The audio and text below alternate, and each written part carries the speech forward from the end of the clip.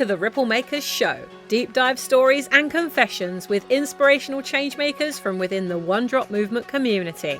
This show will share with you the winning insights behind how real changemakers and thought leaders, movement makers and brand builders react when the shit really hits the fan. Watch out for insightful episodes launched every Friday covering how these inspirational changemakers have learned the hard way to become the go-to experts in their industry. Hosted by yours truly, Sammy Blindell, the brand builder. On today's show, I am joined by the founder of The Creative You, who for the last 8 years has been supporting others to access their own intuition and soul wisdom through creative outlets, meditations, activations, healings, and readings. Sally Ann co-hosts a podcast of her own called Whispers of the Soul and runs a spiritual development group for evolving souls that identify as empaths. She's done many speaking events, workshops and courses in the community on topics such as creative intuition and how to access your soul wisdom. She composes her own soul-led music as well, which can be used in meditations. Let's get her onto the show right now, Sally Ann Marler.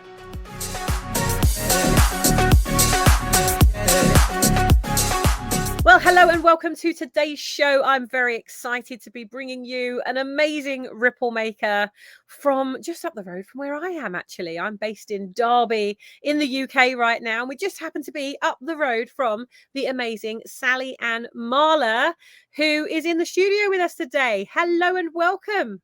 Hi, Sammy. I'm so excited to be here with you. Well, I'm very excited that the shoe's on the other foot. You were interviewing me last week and now it's my turn to interview you. I know, it's only fair, right? Well, I can't wait to dive into your oh fuck moment. So for those of you that are tuning in and you're thinking, you know, you're wanting some inspiration or you're having a shit day or something has happened and it's totally spun you off your axis, or you're feeling overwhelmed or frustrated, anxious, any of those little lurkers that could be eating into your energy today, well, I think you're in for a real treat. So let's dive into your oh fuck moment. Sally Ann, give it to us. I know you've saved a big one for us today. I've saved a big one. Yeah, I mean, there's lots of oh fuck moments that happen in business, right? I think the one I wanted to share was something that pretty much derailed me for a while. And I just want to say off the bat that I class myself as an empath or an energy sensitive. So we have our own sets of challenges in business. And I'd probably been in business for about a year. And I'd started off, after my degree, I started off doing workshops and courses. And I just realized that what I was doing was stretching myself too thin and trying to fit in with where I thought people wanted me to be and show up. So I very much went down the traditional well-being route instead of kind of following my soul as a spiritual person, soulful person. And I was doing too much and trying to please too many people. So it was affecting me personally and in business. So that initial excitement and, just bursting onto the scenes and wanting to, create a ripple, make a difference, that all got diluted because I wasn't committed and confident at that time to really own my niche and speak my truth and, work and live and talk from the soul. So, and then after that had happened, that realization was coming in. Sadly, I did lose my dad. My dad passed, and then the relationships that around me, particularly my close personal relationships at that time, were very challenging and draining. And as an empath, you take the stuff on. And of course, I knew this because that's part of what I was teaching in my role in my business, but I didn't really catch it. And I just ended up going down. And I suffered, my business suffered. I had no income. At one point, I didn't have a fridge, a washing machine, a microwave, just everything just went to a standstill. So, Sammy, yes, I was literally, oh, fuck. So how do you come back from that? Because, we all hit our low points. Is that the lowest point of your life ever? I think it became one of those moments, because I think sort of depression, anxiety was creeping in. Then my health started to suffer, and I had no energy, absolutely no energy, no motivation. I needed a sleep every afternoon, which wasn't like me. And so, yeah, I think it kind of hit me from all angles, and I was pretty low. And fortunately, I was introduced to somebody that was a physiotherapist and nutritionalist who, after having blood tests, I realized I was a bit anemic, low in vitamin D, but there was a whole other host of things going on. They told me, oh, we think you have fibromyalgia. And if not that, chronic fatigue. And I remember just having a moment going, no, Wow, I'm that's not. an awful lot of branding, isn't it? We're going to brand Absolutely. you Just with these labels. absolutely, these labels just flying at me. And I just thought, because I'm obviously alternative health, I thought, no, I'm not accepting that. I'm not going down that route. And that's why I started working with this lady, started trying to get my health back on track, because if I'm not well, I can't do my business.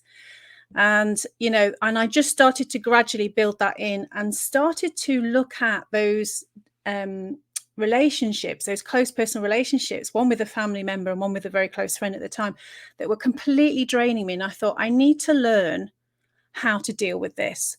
And so that got me more into the energy work, because obviously now I do energy healing, and I started to understand about energetic transactions and what happens and how people take your energy and how you can feel drained, particularly for sensitives and empaths.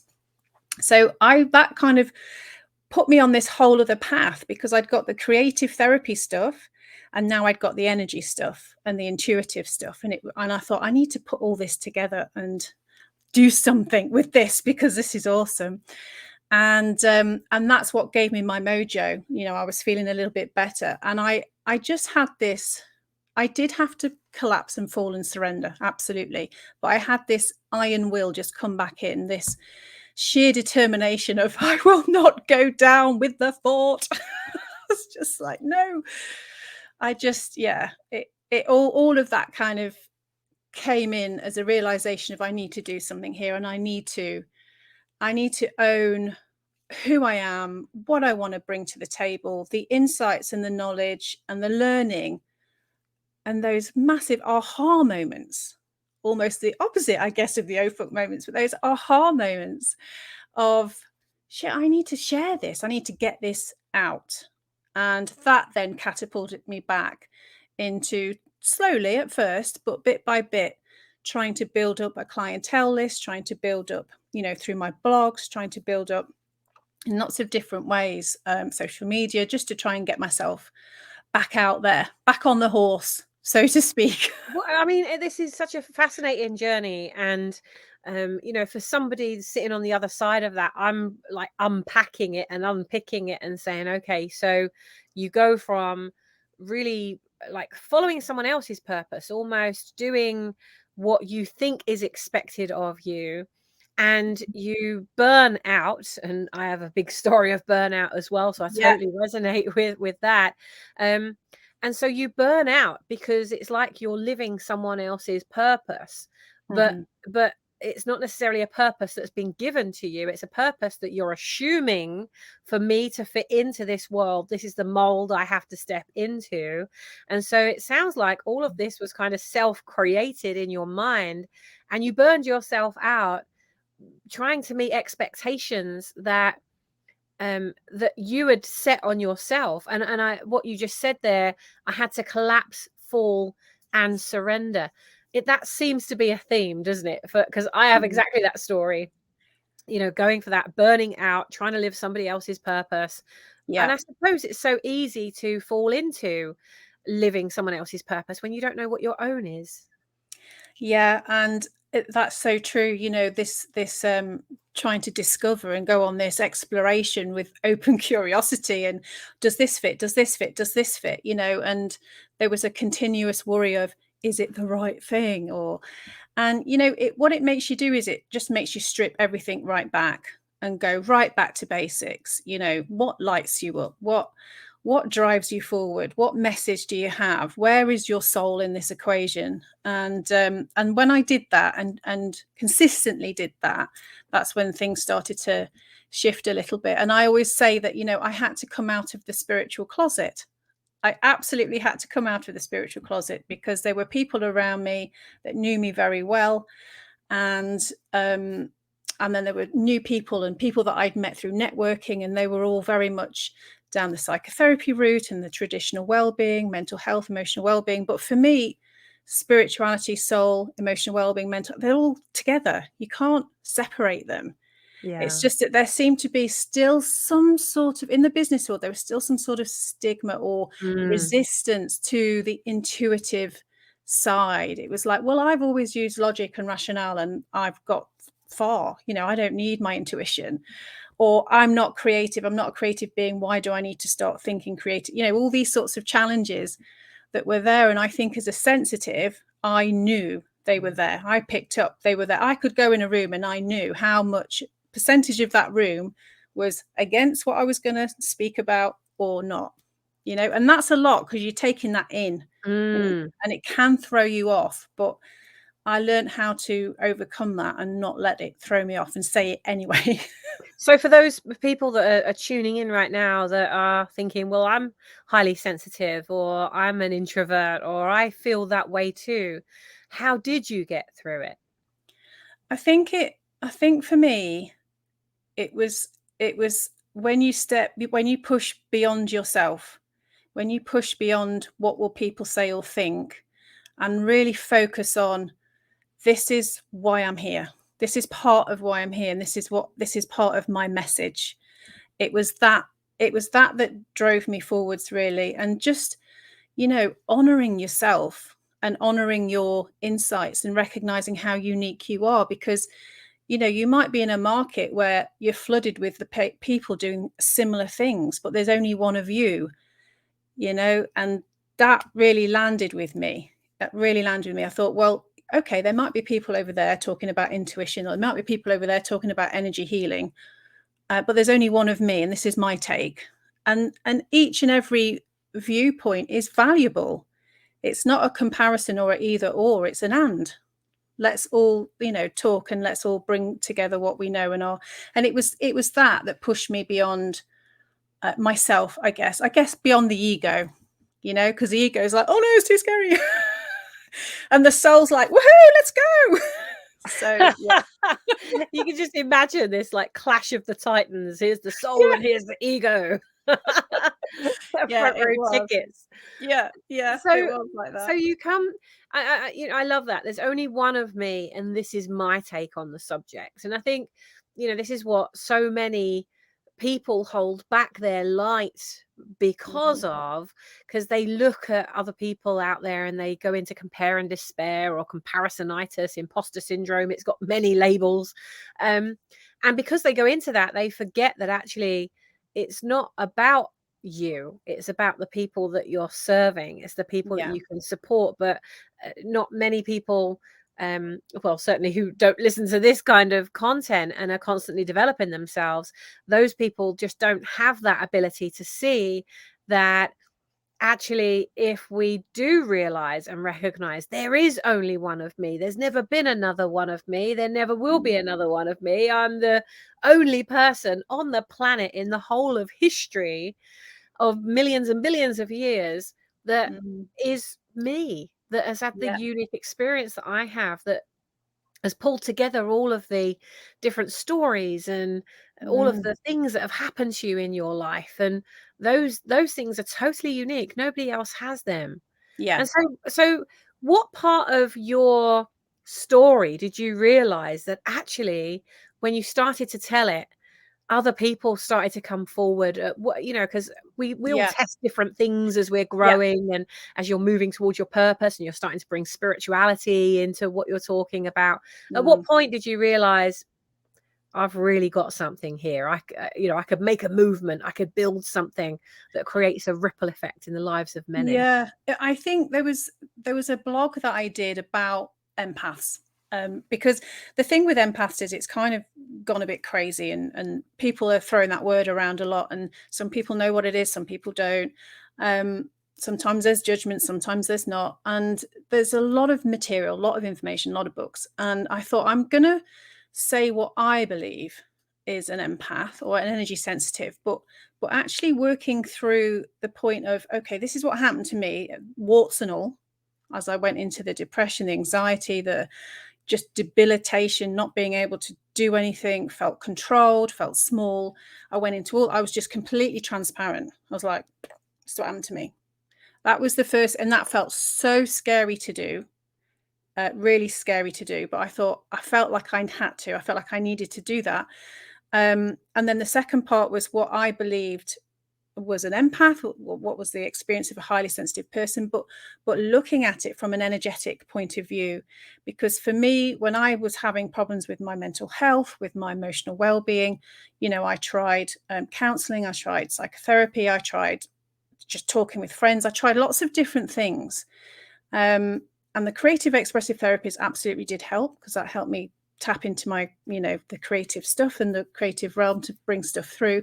But it was when I started to see things from an energetic point of view, which I thought was quite unique at the time, because not many people were explaining it in that way. And what happens in this transaction? What's actually happening? Where are you feeling it in your body? How can you stop somebody coming in and invading your energy in your space and, silencing you? And it was when I shared that, my raw experience, along with, this is how, maybe try and think of it like this, that I just had so many people. Then the blog went crazy. I mean, I had so much feedback. And yeah, so it was a combination of being vulnerable, I guess, but then offering tips of how to move forwards from that state of I love that. vulnerability. I love that. And then, because it can really take some courage to be vulnerable, especially, to be vulnerable as we're growing up means so many different things to so many different people, but it usually Yeah, doesn't mean safety. absolutely. Yeah. Yeah, it doesn't. And it's that feeling of being exposed, of really being seen. And then if you've got no layers left and you're really being seen and they're seeing the real you, what if they reject that?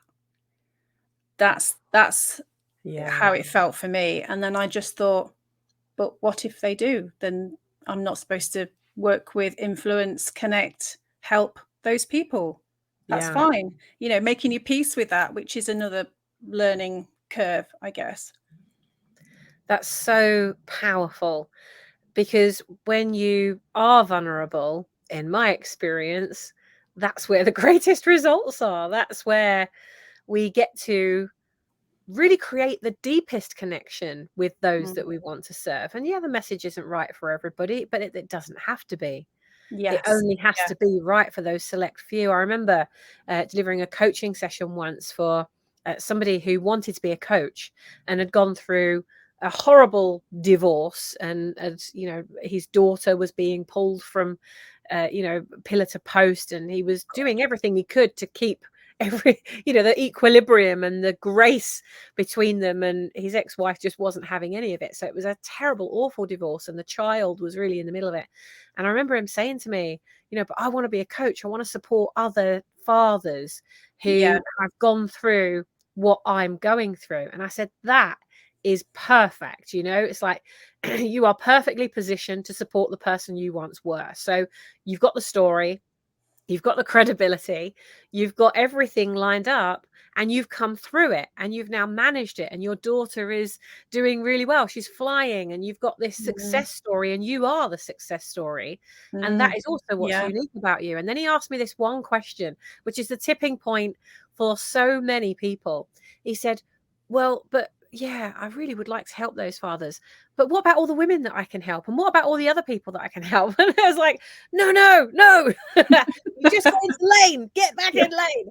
And so it can be so tempting, can't it? When you have these gifts and you have these skills and these Mm. talents, you're like, but I can help everybody. Yeah. So for you really narrowing this down, tell us about your target audience. Like, who is the person that you best serve? I think the people that I tend to work with are a lot of them are fellow empaths, for sure. And I feel like in that instance, I'm a bit like a role model, I guess, because I've walked the path. And so I think that people that feel quite sensitive, quite shy, quite introvert, that have all of this wondrous glory, this inner majesty, but they can't find an outlet. And part of the journey with that is the confidence building, but in the way that they can assimilate and work with and through. So safe spaces are an absolute must, and trust. And so, and I'm quite a nurturing person. I'm a Cancerian, quite nurturing, look after everybody. So I think that, it's those sorts of people that I can help. And also the people that maybe are already empathetic, are waking up, are kind of asking the bigger questions that move them beyond, oh, I just do this job and that's my name, and this is my hobby, this is my favorite color. It moves them beyond to who the am I? What am I doing? Yeah. What is So this it sounds like thing? they're like a major life transition. I mean, how is it showing up in their life? What symptoms are they experiencing? And you probably experienced it as well as you went Yeah. on the journey. Well, I think a lot of them, one of the biggest ones is not being understood, being misunderstood. Absolutely, being misunderstood and labeled and categorized. And they're these wonderful, magnificent beings that are, human beings that are there that just don't get seen. So that's definitely something I think that they identify with. And then the other part of that, or the other side of that, is having the confidence to explore their spiritual nature, explore their intuition, and trust it. Because when I do work with people that are further down the line on that, and we, talking about ascension and, energy and fifth dimensional consciousness, all of that. But initially people come in with that, I have this thing and I think it's right, but I don't know how to follow it. So it's nurturing that, really. That's the two things that seem to come up. Brilliant. I think that as we all go on this journey of purpose, it's so easy to say, but I don't know what my purpose is. I don't know what my purpose is. And so you just stop and get paralyzed and then don't do anything. And what I love about your story is that you were paralyzed and you had this, point, this critical point in your life where it's like, I had to collapse and fall and surrender. Yeah. And then as you surrender, it's like your purpose just found you. Like, you didn't have to try anymore to find it. And you just started taking those first steps. And it seems like the more steps you've taken, the easier it's been for your purpose to find you. Is that accurate? Yeah.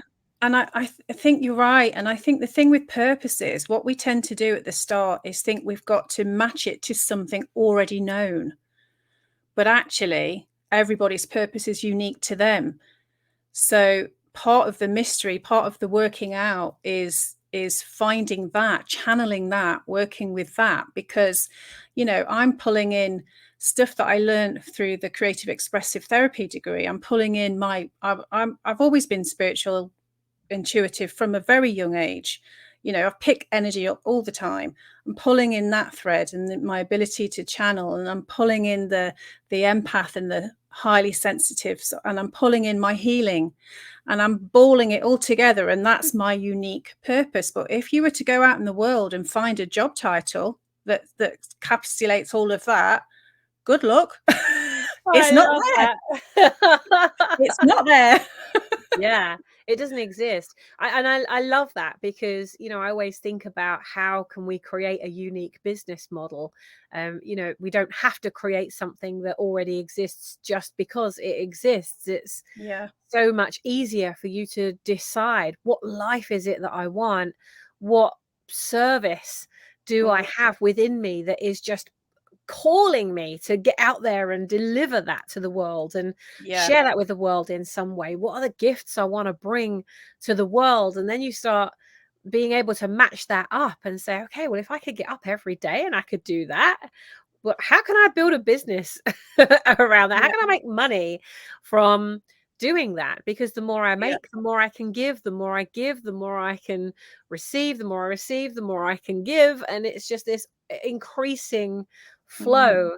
And I think yeah. that when we do things because of purpose rather than profit, actually that heart-led calling that drives us to the curiosity. You talked about curiosity. Oh, I'm just curious, like what would happen if I did that and it Mm, became a really successful business? There might not be a business model that matches that, but yeah. there are different bits Yeah. that you can pick from all the Yeah. different models and use those. Yeah. Yeah. And I think, it's thinking about it, the ones that are already known are kind of the ones that have been identified through our, let's say, physical world or our 3D world. We know there's an accountant and a lawyer and a doctor and all these other different things. But actually we're so complex. We have a spiritual soul. We're emotional beings. We have a mental capacity that can just, if we're using left side and right side brain, because that's the other problem I find, people are very left side dominated and like, oh no, I don't know how to use the right, and the physical. So when you're putting all of those together, then of course you're allowing yourself to be who you are as a whole, like from that holistic sense, rather than trying to fit yourself into just a more of a 3D known aspect. Yeah. Wow, that's so interesting. Well, we're going to take a very quick break, guys and girls. Get your butt wiggling and your shoulders jiggling and your toes are tapping. We're going to get some energy into your body, get up off of your asset, give that asset a little dance. Then we'll come back. And then I want to dive into, where are you going now, Sally Ann? I can't wait to find out about this movement you're building and all the amazing stuff you're doing. And I mean, you and I met because we were both on an event together, Yeah. and it was obviously destiny. We were put into a breakout room together. We were obviously meant to meet. Yeah. And I think that there are people that are either watching or listening into this that you are also destined to meet, and you are just amazing in the work that you're doing. So guys and girls, go back, give that butt a jiggle. We'll be back in a couple of minutes.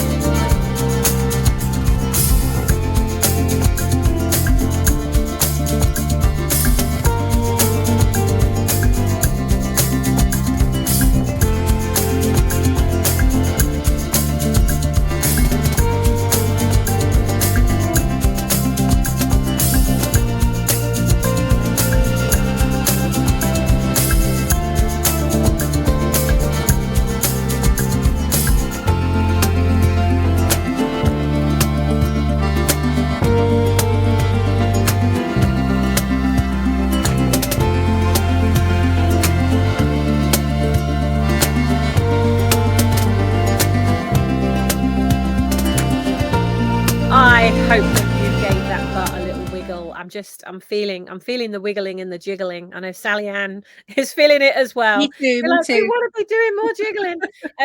Shake those tooties, as our amazing Donna Riley, one of our movement makers, would say. I want to get into, like, where are you going now? Because you've come from this place of literally all the walls have been smashed down. You're at the bottom. You're at the lowest point of your life, and you've gone from, like, basically having it all to having nothing, and now you're rebuilding, and you've done this incredible thing in terms of following your purpose instead of following whatever you think everybody else wants you to do and what Yeah. everyone else is wanting you to do. And so what's next for you? Tell us about what you're building and who you're building it for, and tell us about the journey. What are some of the things you've learned most as you've been on this new path?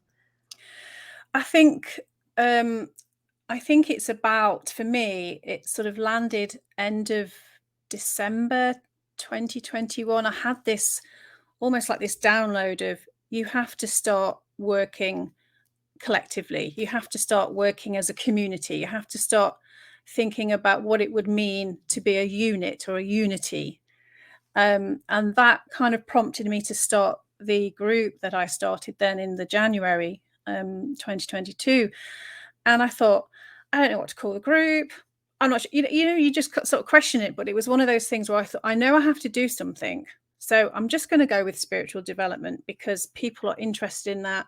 People might find their own sort of, their people, almost their soul tribe in that. I wanted to bring through, or have a channel or a medium to bring through some of the things that I had learned, that actually helped me as I was developing the spiritual development side. That was actually developing me as a whole, as a person, in so many other ways. So, I think people think, oh, spiritual development's just spiritual. Well, no, it has an impact on your mental health. It has an impact on your emotional health, on your physical health. It's all inclusive of all the bodies, of all the 4 bodies. It's the most inclusive because it includes the whole.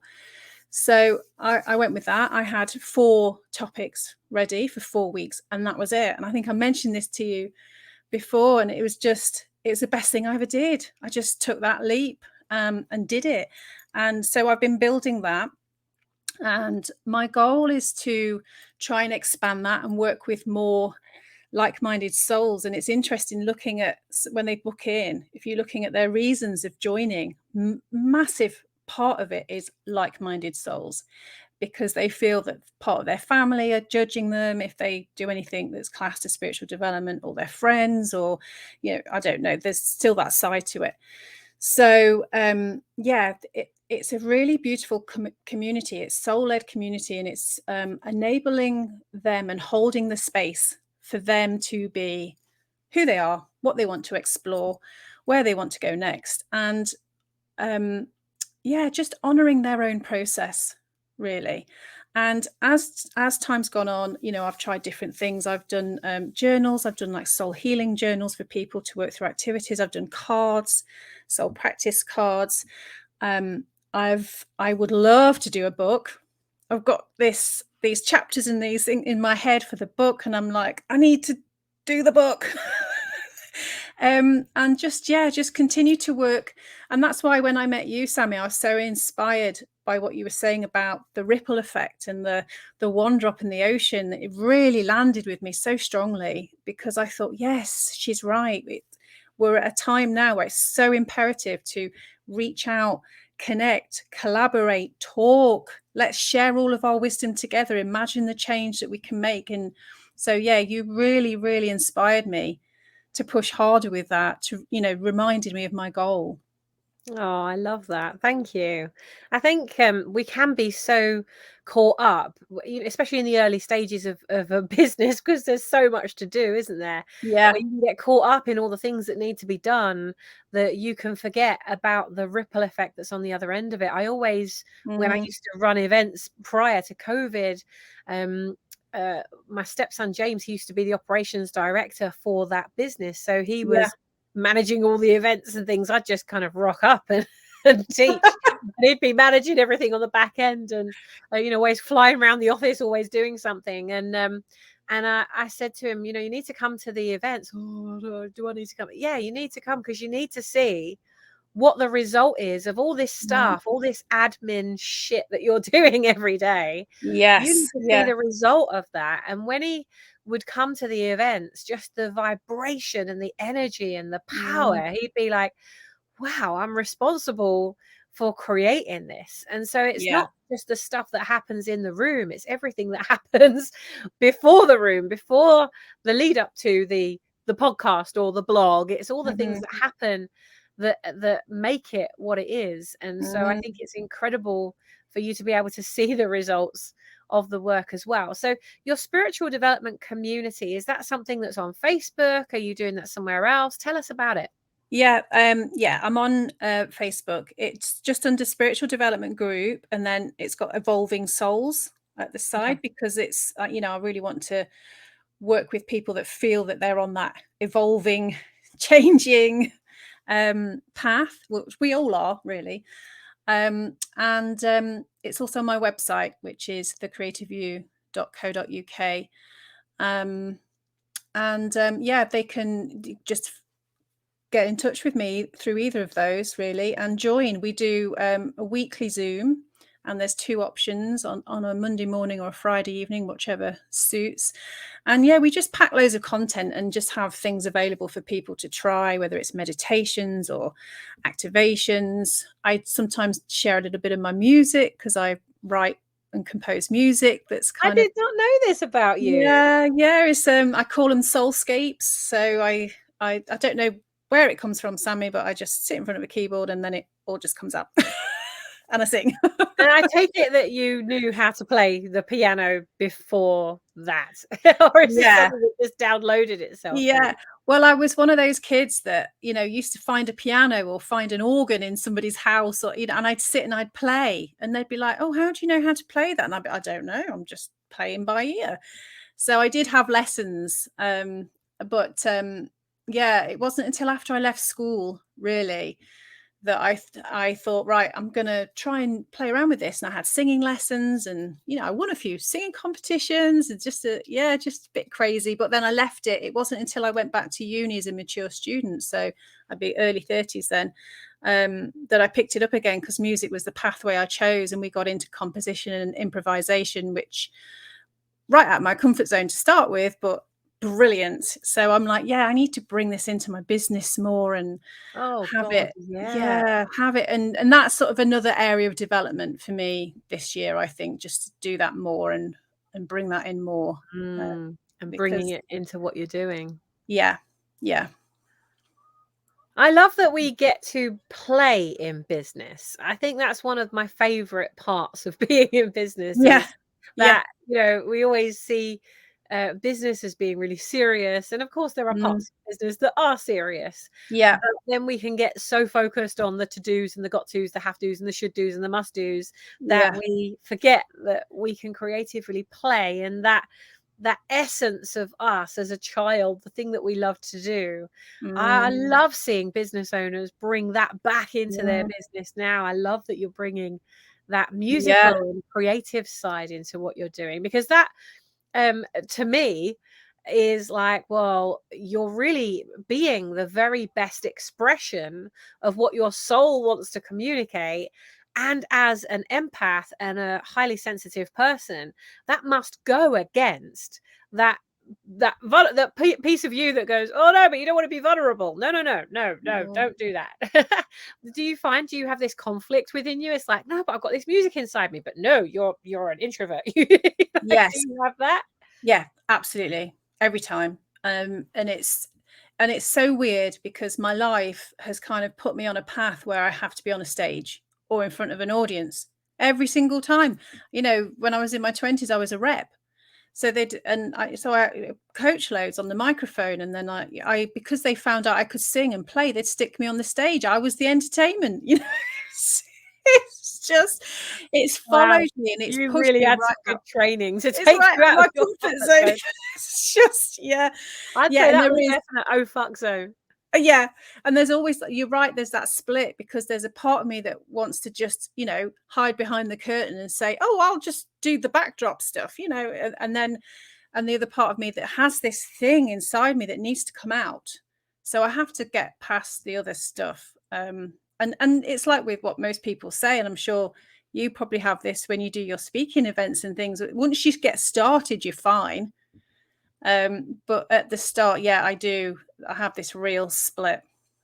Wow. It's real Wow. And split. there's so many people that I think will be very envious, because I am not comfortable being on stage whatsoever, but like you, it's where the path has taken me.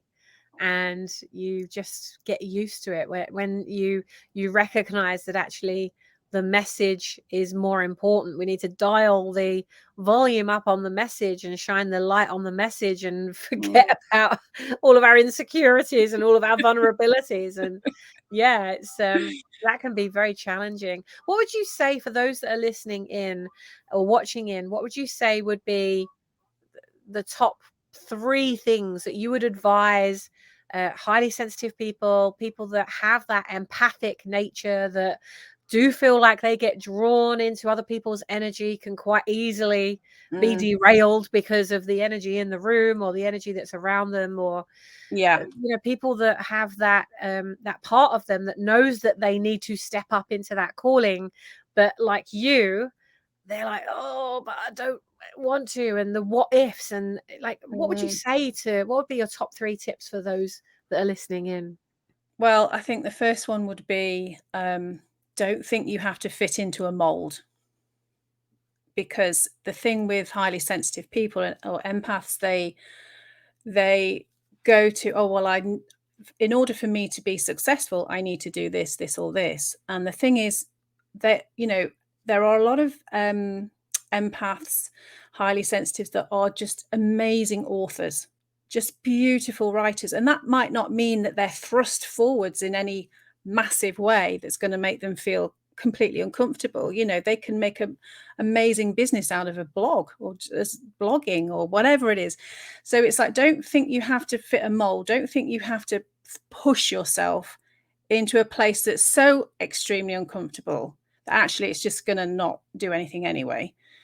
So that would be my first one. My second one would be, really remember to honor who you are at a soul level, because you get so caught up with the labels, so caught up with the roles and the responsibilities of, oh, this is who I should be. I'm wearing my mum hat or my sister hat, or, my auntie hat, or whatever it is, my work hat, and you just get caught up in that. So really remembering to honor who you are at a soul level. And it's important for energy sensitives to do that daily. Come back in, connecting with yourself in that way, in that quiet space, because they really enjoy that quiet space. Come back into that quiet space and honor who you are at soul level. And I think the third thing would be to remember that they can write their own script. They can be their own authors, and just to really let go and find that lightheartedness. Because sometimes you can make things so serious, you can get in your own way because it's just so scary, so big, so serious. And, laughing, I mean, that works wonders, doesn't it? Just laughing at things, just being more lighthearted, having a play, being openly curious and creative, just offering yourself that gentleness that you naturally offer others. Beautiful, absolutely beautiful. 3 incredible tips there. Sally Ann, how can they get hold of you? So we've got the creativeyou.co.uk. They can find you at your spiritual development group, Evolving Souls, on Facebook. What is the best way to start on a journey with you, or to find out more, or to interview you on their show? What's the best way for them? Well, I mean, the website would probably be the best one. I also do, as you know, a podcast called Whispers of the Soul. So, you know, if you want to check that out, that's on Apple and Spotify. And we do make lots of references to people that are highly sensitive, that are empaths, but are also spiritually curious. They want to do some more self-discovery work. You know, they know that there's more to life than what has been traditionally. So yeah, they're really the main. I'm on Instagram as well, just as the .creative.u, and so yeah, you can find me on any of those. Yeah, fabulous. And of course, guys and girls, you can listen to the podcast that I was interviewed on Oh my just God, last week. Sammy, you were such a big hit. Honestly, Oh, everybody. really? Oh, they just love it, love it. Yeah, you're making ripples through our podcast as well. There we go. That's gorgeous. You never know the impact that you ever make, do you? And I always say, just say yes and then let go. Say yes Yeah, and release any expectation or anything. Just say yes and let go, because you never know where that seed will blow, across the pond. It could go anywhere, yeah, but yeah, it makes a difference. exactly. Yeah, yeah. So it's important for us all to step up and share our voice. And you Oh have a God. voice that I think the world is definitely ready to hear. And we say this in our Ripple Makers Mastermind and the 1 Year No Fear program all the time. It's like, God, can you imagine 100 years ago us having this conversation? We'd have been burned at the stake.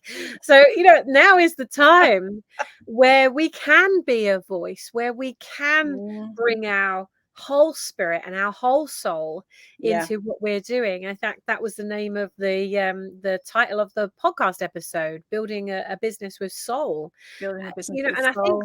that's so important now, is to bring your soul into your work. And I know, as I shared on your show, that it took me a long time to be brave enough to kind of own that spiritual side externally. So I had it internally, but Yes. it was, again, it's that vulnerability, isn't it? It's, well, what will people think if you start bringing this together with business? It just never was the done thing. But like you say, there's so many of us now that are actually creating business models that are around bringing that soul Yeah. into your purpose, into your life, into your business, into your relationships. And I think more people than ever before are becoming highly conscious Yeah. about that, aren't they?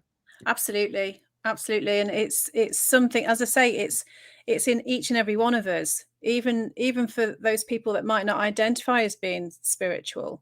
It's there, it's innate, it's there anyway. And yeah, working with that, honoring that. And I like what you said about the voice, because through many different ways over the years that has been taken away, particularly from women.